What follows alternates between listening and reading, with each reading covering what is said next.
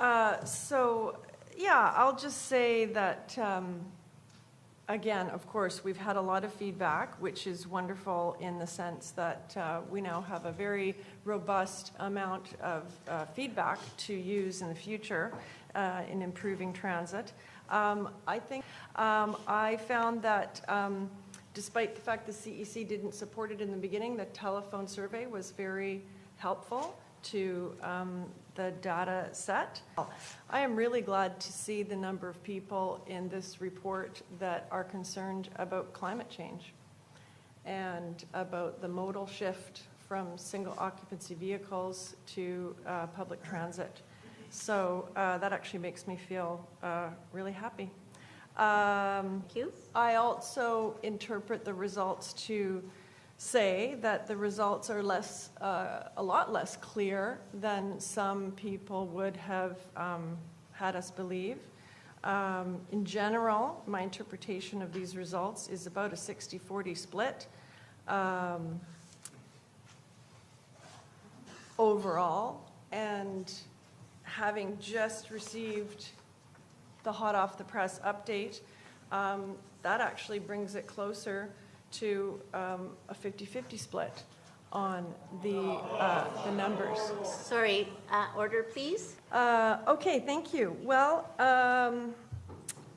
gee, we have read a lot of emails and listened to a lot of people speak, and you know, we only get a short time to speak. So I could go on for an hour, but I'll try to limit things. So sort of in chronological order, and given the fact that in Mr. Fung's report, it lays out clearly that there are 1, 2, 3, 4, 5, 6, 7, 8 major policy documents. And as was said in the report, of course, we need to recognize the major themes in the public consultation. But interestingly, as I said earlier, the major themes are not that clear, and they're much more closely divided than we originally saw or discussed.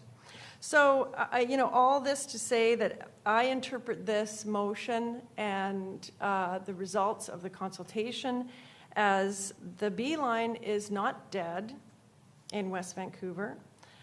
We may end up calling it something else because, frankly, we're all pretty darn sick of calling it that. Maybe TransLink could do us a favor and call it the, I don't know, North Shore or something.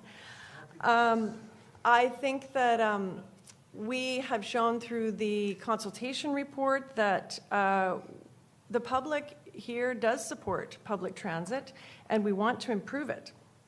But at the end of the day, this council will have to decide between supporting buses or supporting single occupancy vehicles. You cannot do both. It's not possible. So that is the decision that we all need to come to in when the next report comes back. And I know what side of the fence I fall on, and Mr. Fung knows what side I fall on as well.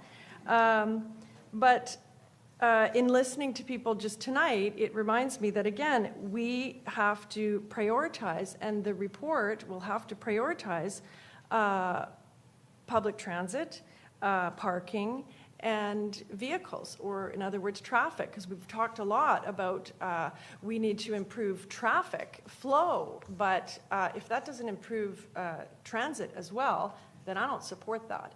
And if we have a limited amount of money to spend, as in recommendation number 3, then we need to figure out how to prioritize. Are we going to spend money on enabling cars to turn left so that other cars can go straight through, or are we going to spend money on improving the actual bus stops or adding more buses?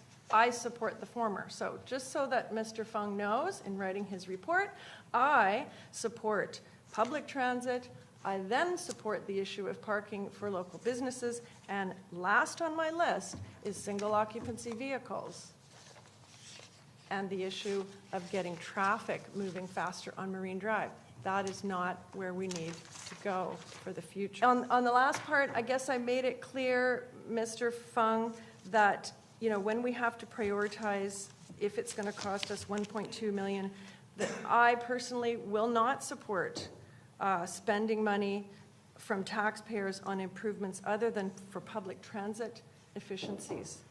And if they're not consistent with our current policies that we've all supported, I will not support. And we're kicking the beeline down the road, let's face it. But I think that this motion puts us in a much better place than a month ago. So I'm happy to support it. Thank you. Thank you.